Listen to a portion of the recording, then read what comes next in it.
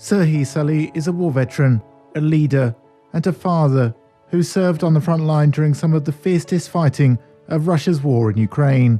An enemy sniper bullet hit Serhiy's spinal cord in August 2015. His road to recovery has been long and hard, but his determination has inspired other servicemen facing complex surgical operations not to give up. This is Serhiy's story.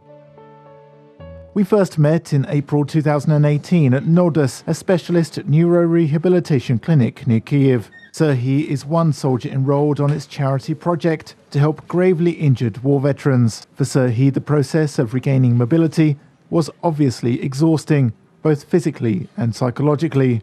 A year later, I returned to Donbas. We found Serhiy doing his routine, exercising the abdominal muscle, as well as hips and spinal muscles, with the support of a sling contraption from Norway. I asked him how he was getting on. It's difficult to talk about progress. The rehabilitation specialists know and can say more.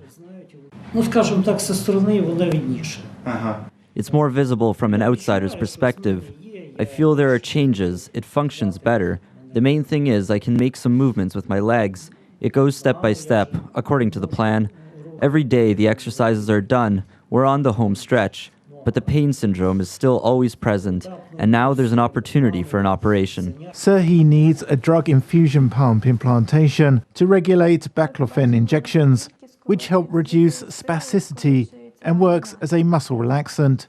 This treatment in Ukraine is incredibly rare. Ina Danchenko, head of the Kran Charity Foundation, told us her organization has already pledged 300,000 Ukrainian hryvnias, about $11,370 in support. They're hoping to raise another 295,000 hryvnias in the nearest future through a fundraising campaign on their website. The director of the neuro-rehabilitation clinic says the implant is Serhiy's best option. I want to say that up to now, we are advancing towards the final stage to restore his movements. Now we are attempting to implement a Medtronic pump to ease his pain because he has gone through a number of surgical interventions. The strong painkillers he uses do not help, and that prevents him from walking and keeps him from feeling healthy. Out of all the technologies we have tried so far, none has proved themselves in real medical cases. Therefore, we will try to use more modern technology.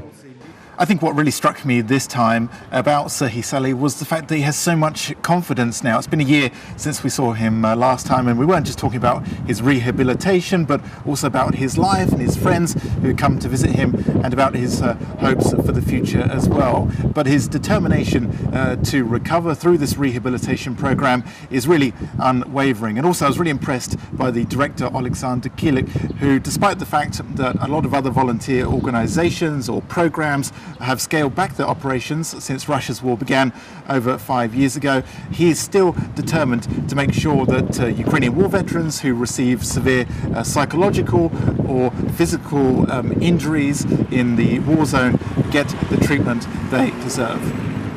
Serhiy is determined to do whatever is needed so he can once again enjoy everyday activities that most of us take for granted. Reported by Tom Bell for UATV.